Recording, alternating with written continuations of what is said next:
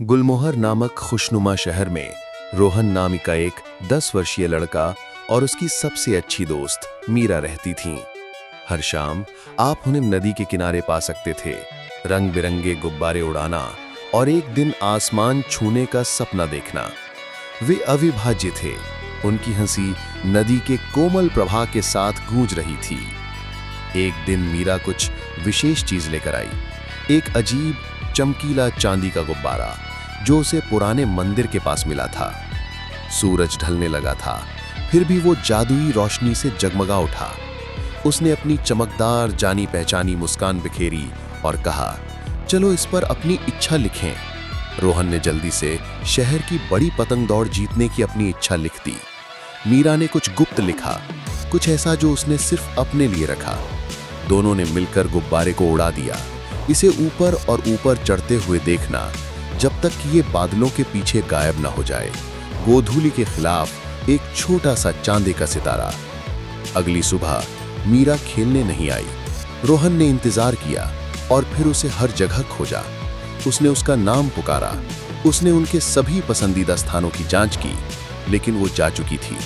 एकमात्र चीज जो उसे मिली वो थी नदी के किनारे पड़ा उसका छोटा सा लाल रिबन, जो उसके मित्र की एक उदास खामोश याद दिलाता था। दिन सप्ताहों में बदल गए और सप्ताह महीनों में। धीरे धीरे शहर को ये विश्वास हो गया कि मीरा का परिवार बस चला गया है।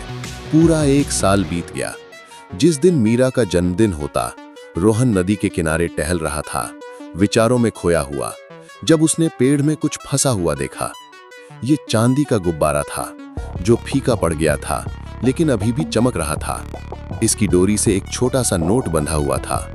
उसे खोलते समय उसके हाथ कांपने लगे। कांपते हाथ से लिखे संदेश में कहा गया था, दुखी मत हो रोहन, मुझे जाना ही था।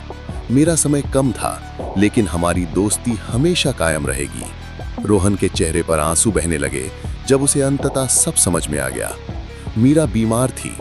उसकी गुप्त इच्छा कोई खिलौना या यात्रा नहीं, बल्कि उनकी दोस्ती शाश्वत रहे। अगली सुबह ही रोहन ने सभी बच्चों को गुलमोहर में इकट्ठा किया। जल्द ही आसमान सैकड़ों रंग बिरंगे गुब्बारों से रंग गया। प्रत्येक मीरा के लिए एक इच्छा लेकर आया, जिसे स्वर्ग में उसके नए घर भेजा गया। जैसे ही गुब्बारे ऊपर तैरने लगे, एक चांदी का गुब्बारा धीरे से नीचे आया और रोहन के हाथ को छू गया। बिल्कुल मीरा की मुस्कान की तरह चमक रहा था। उस दिन के बाद से जब भी रोहन आसमान की ओर देखता, उसने मीरा की हंसी को हवा में महसूस किया और जानता था कि कुछ दोस्तियां कभी खत्म नहीं होती। उन्हें बस चमकने का एक नया स्थान मिल जाता है। देखने के लिए धन्यवाद। यदि ये कहानी आपके दिल को छू गई हो तो कृपया इसे लाइक करें और सब्सक्राइब करें।